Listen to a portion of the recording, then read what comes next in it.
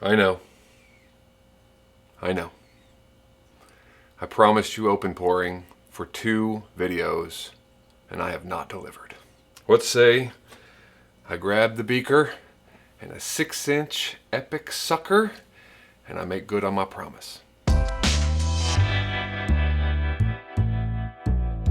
That's right, it is finally time. We are going to dive into the open pour world yet again. I've even got a custom color for you. It came about from a mixture of different remelts, and I have tried to figure out what it was that I remelted together. I've got it pretty darn close, and I'm excited to share it with you. I'm also excited to share with you, check out the shirt, huh? For those like myself who do appreciate the precision of the beaker when doing some open pouring, now we can celebrate it together. Embrace the beaker. It's just a fun one, but I did put it on the website, so if you want to grab one, you can go out there. I actually sell all the merch on there at cost. I don't make a nickel off of that stuff. If you like this or any of the other stuff, feel free to go grab it. I'm happy to provide it at cost. The mold we are going to be diving into today is, as I mentioned, the Epic 6-inch sucker. I love this thing because it's so specialized. Not only is it a unique design as a sucker, and it's a belly pour. So you're pouring the top, as it were, first, and then finishing with the belly. But even the idea behind how to fish this bait is very technique specific, and I just nerd out on stuff like that. Because of the flat belly, the hook comes out of the top, right? There's a hook slot on the top of this bait. It's designed to hit the bottom, get down there, and just slowly meander along the bottom, just like a sucker would. It's not a typical paddle tail. It's more of like a wag. So it's angled back, it's long, it's slender, and it just kind of wags like that, which really kind of sells the technique. It sells the presentation. I've got 2 of these. We will be doing both of these today in what I think is an ultra realistic pattern. Not like a shad kind of thing, but when I think sucker, I think kind of a green, brown, reddish, just real muted, natural, bottom, dirty kind of fish, which is where you're going to fish this. And, as I mentioned, we're going to break out the beaker to give it some special features that really sell the profile and the presentation. First color that we're going to need is black. So this is just simple remelt black. The only thing I would mention here is we're not looking for smoke. You want opaque black. Got my high heat glove on because I'm going to be holding the beaker with this one, and as I mentioned before when we talked about the beaker, it can get pretty toasty once that Plastisol is in there. We will move this aside and go ahead and pour our black. We don't need much. I've got way more than I need here. We'll get that in there. We'll pick this up, and using the small spout on the beaker, obviously, I'm going to put some splotches in this bad boy. I like some right up in the nose. And you can kind of move that around. Random is good.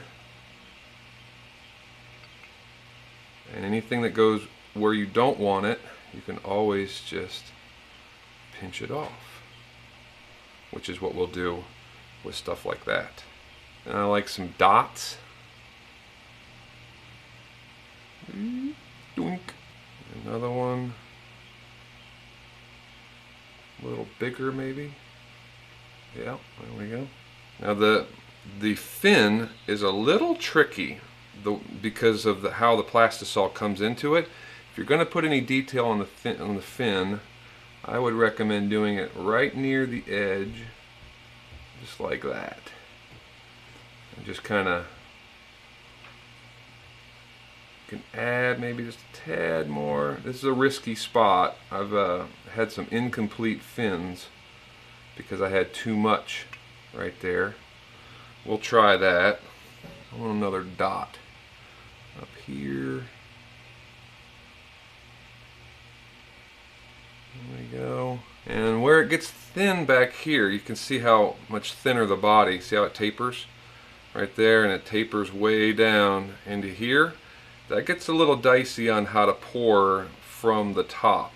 Right? You can see that's going to get kind of thin. See if we can push the envelope just a hair with one extra little gloopy gloop right there. Random and splotchy.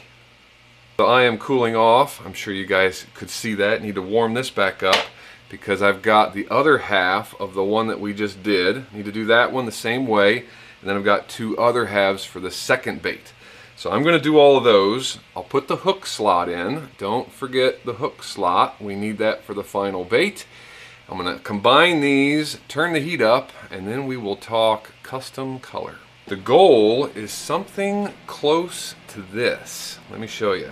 So I had a bunch of motor oil leftovers as well as some lava craw green in different shades, different flake combinations, and combined it all and got this wonderful mix.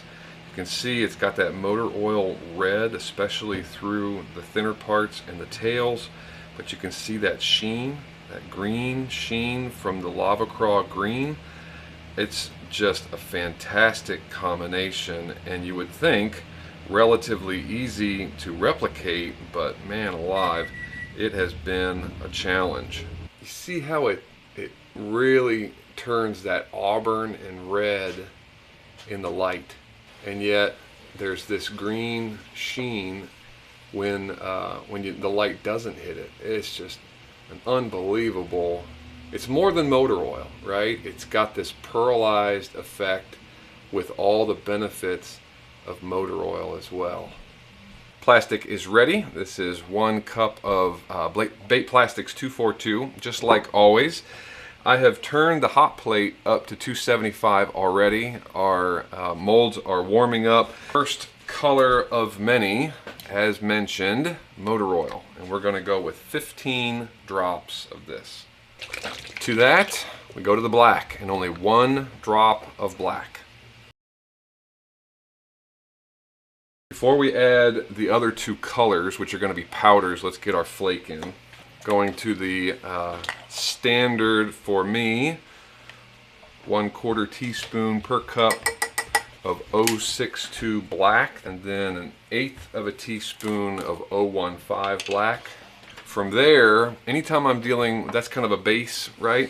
Anytime I'm dealing with an accent color, I generally go with a 1/16 of a teaspoon unless I'm really trying to flake it up or doing something else. So this has got 2 accent colors. One is copper 015, so we're going to do a 32nd, so that's half of a 16th. And likewise, we're going to do 015 red, 1/32 on that one as well, half of a 16th. And this all just came from looking at the flakes that were in that remelt, trying to figure out what I had in there and recreate it at the level that it looked similar or good, at least. So that is a great start, and even if that was the only thing that you did, that would be a fantastic motor oil right there. But motor oil is going to give us that changeable, but it's not going to give us the sheen. And I really want the sheen, and the amber in the motor oil isn't quite as strong as the red that you saw in that bait. So to that end, we are going to add 2 different things. One, lava craw green color shift powder by Barlow's. This is going to give us both some red as well as that green sheen. We're looking for 1/16 of a teaspoon of this stuff. I will say this is where you can make or break this color, because a little bit of this powder goes a very long way, and it seemed to me that 1/16 was just enough. Yeah, you see the sheen? That's what I'm talking about. It just gives that pearlized effect of the green. We've addressed the sheen of the black, of the green, the changeable, all the flakes. We need to deepen that red. This is truly where you are walking on the edge. If you put too much of this in there, it will completely obliterate the color. So this is now standard lava crawl, also by Barlow's Color Shift powder. Pure red, right? Red and orange. We are looking for 1/2 of a 16th. So just a tiny bit, 1/32, even a little bit less if you want, because it will take over. Red is such a strong color in bait making to begin with. You got to be careful with it anytime you use it. So what I'm hoping to see is that sheen, or that red sheen, now kind of play off of the green. Yeah, there it is. See that? How the green and the red now are mixed. That's what we're looking for. But you still have that changeable from the or from the motor oil. Isn't that cool? Woo! Plastisol is ready to go. It is heated up. It's actually a little over 350. I want to be able to pour under 350 to get best results. So I'm going to set that aside just for a second. This has been at 275 while that's been warming up. I'm going to go ahead and crank it up now to just a hair over 300. So like, think 310, no more than 325. All right, we are at 343. That sounds perfect. The hot plate will reach that higher 300, 310 while we pour, and then we'll let it bake here afterwards. Nice and slow, even pour. Got to make sure that you go slow enough that those tails, or those fins rather, have time to fill in. Get the air out of there. There we go. Staying in one place as much as possible is great, although eventually you do have to move. I'm going to be in your way here in a second, sorry. There. And down to the tail. I try to keep it on the inside of that tail as well, as opposed to just going straight down into the tail and trapping the air. So I'd keep it on the slope side of that tail to allow air to escape as the tail fills up. So let's do this one now.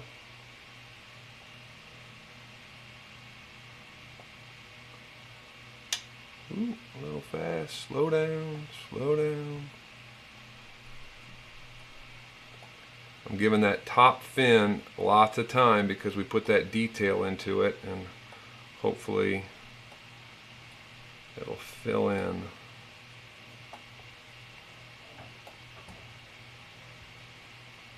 Those two. Oh, the wind. My fan is blowing. I forgot to turn it down. There we go. There we are. I'm not sweating the overpour. Just like any of these aluminum molds, the overpour is real easy to take care of. After it's cool, you take your glove off and just pinch right along the sides, and you got a nice clean edge.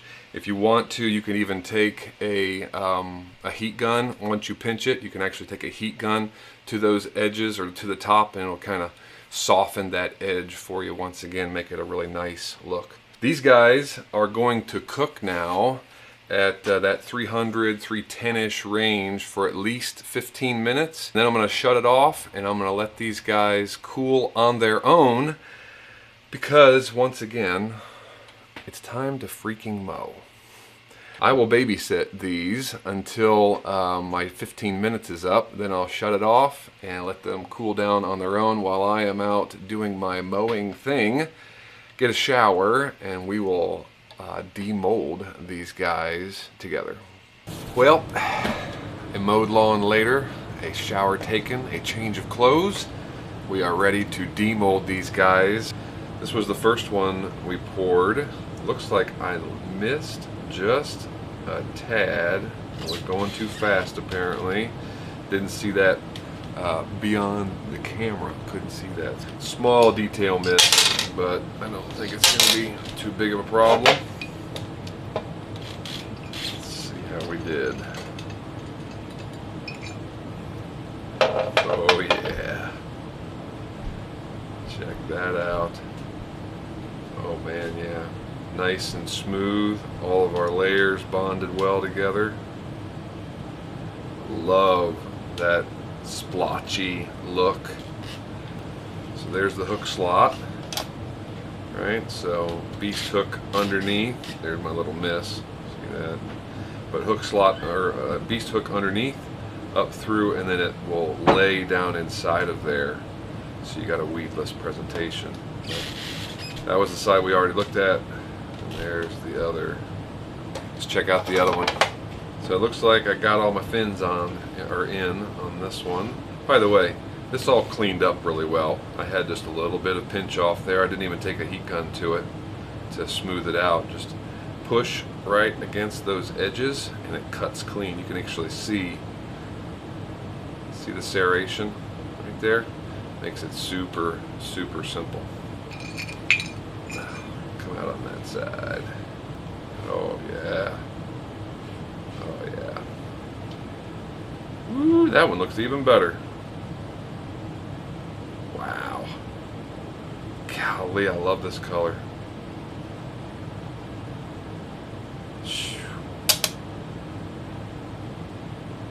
Yep. Oh, there you go. See the red? See how it goes red in the thinner parts, and should, well, that black is going to block it somewhat, but it'll go into that brownish red auburn on the front as well. Oh man, yeah.